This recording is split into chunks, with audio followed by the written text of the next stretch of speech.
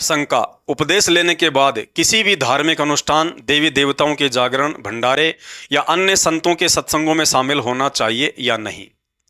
गुरुदेव भगवान कहते हैं, कबीर कथा करो करतार की, सुनो कथा करतार, आन कथा सुनिए नहीं, कहे कबीर विचार। अर्थात सच्चे सतगुरु से सृष्टि का यह शास्त्र प्रमाणित उत्तम तत्व ज्ञान लेने के बाद अन्य सभी देवी देवताओं व साधु संतों के आध्यात्मिक स्तर का पता चल जाता है कि और ज्ञान सब ज्ञान अड़ी, कबीर ज्ञान सो ज्ञान, जैसे गोला तोप का अब करता चले मैदान। यानी शास्त्र विरुद्ध अज्ञान से लबालब उनके भाषण सुनना भी अपना कीमती समय व्यर्थ में बर्बाद करने के समान है। पूज्य गुरुदेव भगवान ने बताया कि एक पतिव्रता स्त्री का स्वभाव होता है कि वह अपने पति के अलावा किसी गैर पुरुष की प्रशंसा सुन भी नहीं सकती। ठीक इसी तरह एक पतिव्रता आत्मा अपने पति परमेश्वर गुरुदेव भगवान के तत्व ज्ञान युक्त सत्संगों के अलावा अन्य तत्व ज्ञानहीन गैर साधु संतों के भाषण नहीं सुन सकती, चाहे वे कितनी ही अटपट और मीठी मीठी बातें क्यों ना करें। गुरुदेव भगवान कहते हैं, बीजक की बाता करें और बीजक ना ही हाथ, पृथ्वी डूबोवन उतरे, ये कहकर मीठी बात। पवित्र चारों वेद, गीता जी, कुरान पुराण और बाइबल का जो यथार्थ ज्ञान सतगुरु रामपाल जी भगवान के छोटे छोटे बच्चों को प्राप्त है, उतना ज्ञान तो इस देश के चारों शंकराचार्यों को भी प्राप्त नहीं है।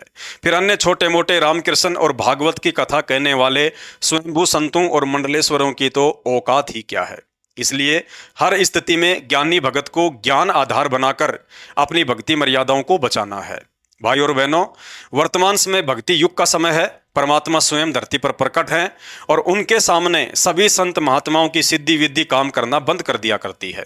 जैसे सूर्य के सामने चांद सितारों की रोशनी फीकी पड़ जाया करती है, परंतु फिर भी काल प्रेरणा से या गुरुदेव भगवान के द्वारा हमारी परीक्षा के मकसद से यदि काल के साधु संतों द्वारा कोई भी चमत्कार या सिद्धि विद्धि देखने को मिल जाए या सोशल मीडिया पर ऐसे कोई वीडियो वायरल होने लग जाएं जिसमें वह व्यक्ति मुर्दे को भी जिंदा कर देता है, किसी लूले लंगड़े को अपनी वचन शक्ति से ठीक कर देता है, किसी रोगी को स्वस्थ कर देता है, जमीन से 2-2.5 फुट ऊपर बैठकर तपस्या करने लगता है, नदी या तालाब के जल पर चलने लगता है, 2-4 दिन की साधना से आसमान से बारिश करवा देता है, अचानक से सैकड़ों व्यक्तियों के बीच से अंतर्ध्यान हो जाता है, आपकी जेब में या घर में किस जगह क्या सामान रखा है ये बता देता है, आपके रिश्तेदारों के नाम बता देता है, आपके मन की बात अर्थात मन में उठने वाले विचारों को बता देता है।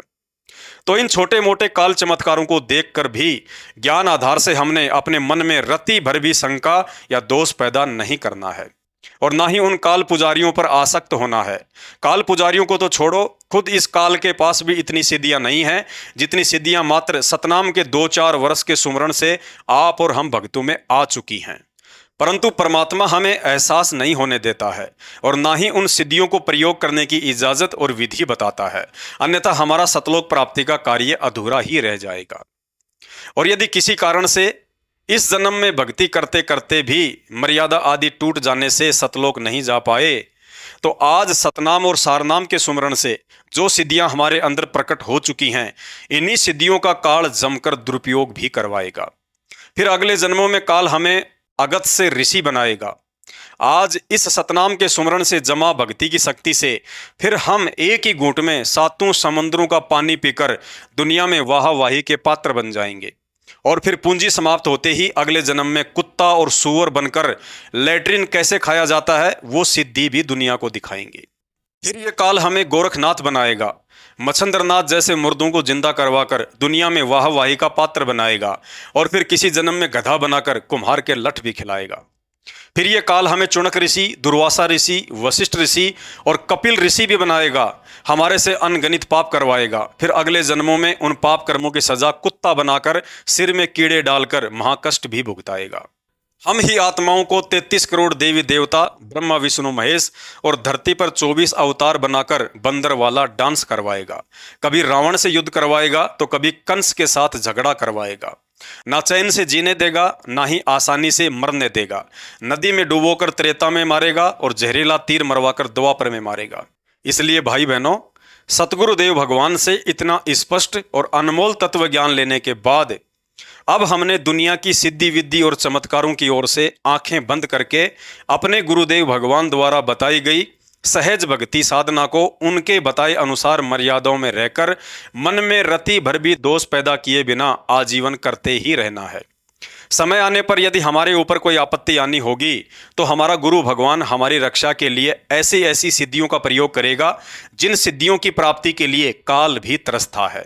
इसलिए परमात्मा कहते हैं, कल्पे कारण कौन है, तू कर सेवा निष्काम, मन इच्छा फल देऊंगा जब पड़ेगा गुरु से काम। अर्थात जब बॉडीगार्ड अपने हथियार के साथ मंत्री जी के साथ साथ चलता है तो मंत्री जी को हथियार रखने की जरूरत नहीं पड़ती है। समय आने पर बॉडीगार्ड सब कुछ संभाल लेता है। ठीक इसी प्रकार सृष्टि का सबसे बड़ा शक्तिशाली बॉडीगार्ड, करोड़ों अरबों सिद्धियों का स्वामी कबीर परमात्मा सतगुरु रामपाल जी भगवान जब पल पल हम भक्तों के साथ साईं की तरह रहता है तो ऐसे समर्थ भगवान के भक्तों को सिद्धि की नहीं बल्कि साधना की चिंता होनी चाहिए कि अब की बार भक्ति साधना में किसी भी तरह की कोई चूक ना बन जाए, अन्यथा हमारा बना बनाया काम बिगड़ जाएगा। तो शंका समाधान में आज केवल इतना ही। शंका समाधान के और अधिक वीडियो देखने के लिए हमारे Facebook page Pawan Das is live Manav Dharmi Pawan दास को फॉलो करें। वीडियो अच्छा लगे तो शेयर करें। बंदी छोड़ सतगुरु रामपाल जी परमेश्वर जी की जय हो।